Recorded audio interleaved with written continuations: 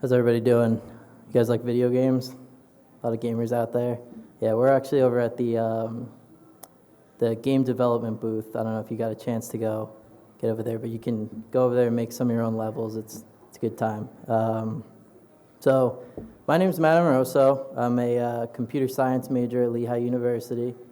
I'm the co-founder of Time Breach Productions and M2 Teaching.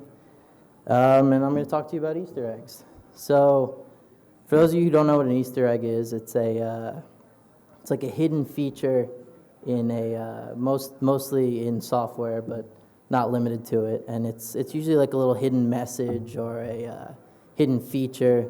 Like for those of you who've used Microsoft Excel, you know there's a flight simulator hidden in the program. That's a perfect example of an Easter egg. So anyway, why do Easter eggs relate to hacking? They actually share a lot of the same concepts in the sense that an Easter egg takes a little more thought and effort on the part of the user to actually access and see what the Easter egg is. So what I'm going to do is I'm going to take you through some examples of some Easter eggs in video games and television, and we're going to look at how they've been used for different purposes over the years and kind of where they come from. In some cases, a particularly sneaky Easter egg or a forgetful programmer can actually cause a Easter egg to pass through product testing unseen, which, as any hacker knows, is a potential security vulnerability for the software in question. So the first Easter egg I'm going to talk about is from a game called Adventure on the Atari 2600, which I'm guessing you kids probably don't know what that is, but that's a very early game console, and this is a very early on side-scrolling little game where you move a cube around. So Atari at this time didn't actually allow the programmers to put credit in the game and take credit for the work that they did. So this guy, Warren Robinette, who worked on Adventure, decided he was going to put an Easter egg in his game, and it's currently considered the first Easter egg in a video game ever. And it's him, you just get this little cube somewhere early on in the game, you carry it through to the end, and his name appears at the end, kind of like, you know, Atari told him he couldn't do it, he did it anyway. That's a pretty hackery start to Easter eggs in gaming, if you ask me. So the next Easter egg I'm going to talk about is from a game called Halo 2. I hope everyone knows what that is. It's one of my favorite games of all time. And I'm going to talk about the Scarab gun Easter egg, which is actually just a normal gun that you can pick up through a very complicated series of tasks that you have to do in one of the levels to shoot the same cannon blast as one of the giant tank enemies in the game. And this is a perfect example of an Easter egg just being used just to add a little bit of fun to the game. But this one particularly is very, very hard to access. It's not just glaring you in the face. You gotta do a whole bunch of stuff just to be able to experience it, but it is well worth it if you have the time to do that. Borderlands 2. This game honestly has more Easter eggs in it than it has game content. It's chock full of Easter eggs. And much like Halo that I just talked about, the Easter eggs are generally just for fun. They're pop culture references, reference to other games, things like that. But they're much, much easier to find and access than the one I talked about in Halo 2. And that's because the developers of the game actually decided consciously that they're going to make these Easter eggs part of the gaming experience, that a player would naturally come across them and see them in the environment and just add to the fun of the game. Halo ODST, I know I'm favoring Halo a little bit, but it's a great game. So if you haven't played it, definitely go play Halo. But Halo ODST came out in 2009. At that time, Bungie had not announced any news about the game that they were working on, which is Destiny, which came out in, I believe, September of 2014. So that's 5 years before was the first mention of it as an Easter egg. Their official announcement of their partnership with Activision and working on the game came 2 years after the actual Easter egg, And it was a very, very successful way of building up hype for the game before the even announcement showed up. So this is a great example of Bungie using an Easter egg as kind of a little homage to a future game that's coming out. Uncharted 3, same concept as the Bungie thing, but they messed it up a little bit.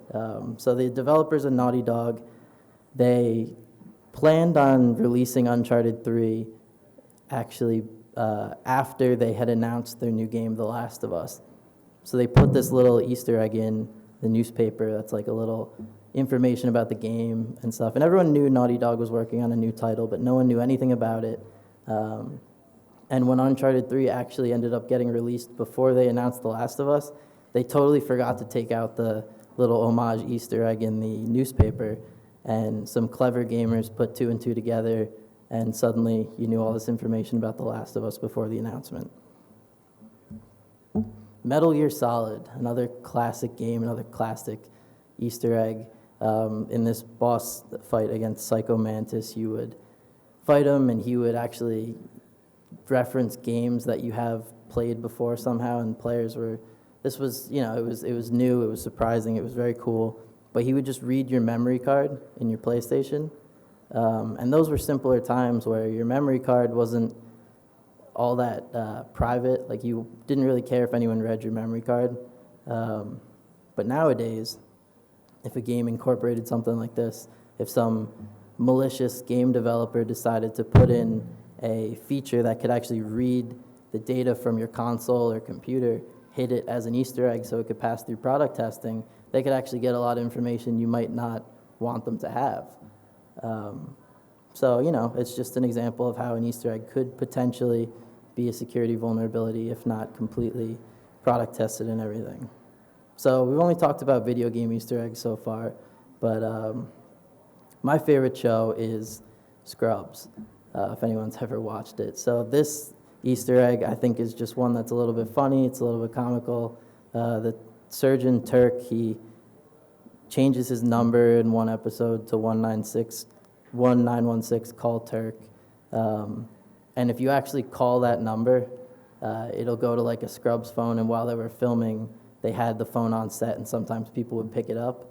So, you know, this isn't really a security vulnerability, but more just something that's kind of fun and creative on the part of the developers of the show.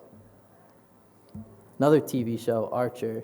That's a very good show. Kids, don't watch it without asking your parents' permission. So a particularly eagle-eyed viewer happened to catch in one of the episodes that one of the computers had a hex code on the screen.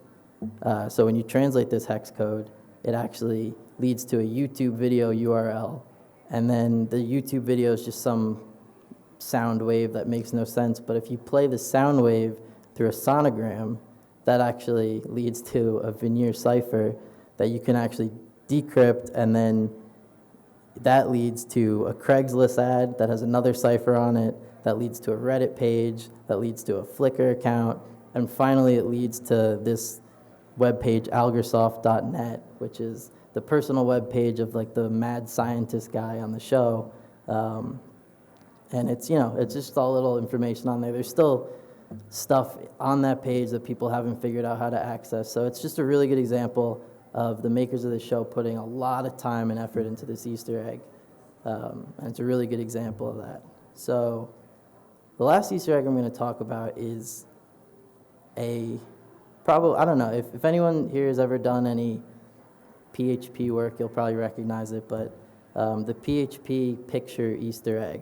If you add that little thing on the bottom to the end of a URL on a site that uses PHP, it'll come up with one of these pictures. And luckily, in years past, they've actually changed it so that will only happen if the developer decides to make PHP visible. But this, for obvious reasons, could be a very, very overlooked security vulnerability for a developer of a site who may want to hide the fact that they're using PHP. And for whatever reason, if some attacker has a specific attack that works against websites using PHP, and the developers had forgotten to make this hidden, they could just add this to the end of the URL and find out if they're using PHP immediately, do their attack, and do whatever they want to the website. So luckily, the PHP developers caught this and did not have that, but it's very possible that that could have happened, and you can see now how Easter eggs really need to be thought about and thought through on how we're going to do them, add them into our game, add them into a TV show, whatever, to make sure there's not a security vulnerability, to make sure they're fun, they're interesting, whether they want to be part of the game like Borderlands or just a hidden thing that the developers have to make a video showing how to do, like in Halo. But, you know, I really like video games. I really like Easter eggs. That's all I have for you. If you want to ask any questions, come to our booth, the video game development booth. Once again, my name is Matt Amoroso. You can subscribe to my YouTube channel and check out my website to see information on courses in game development, film design, whatnot. But yeah, so that's all I have for you guys. Thank you.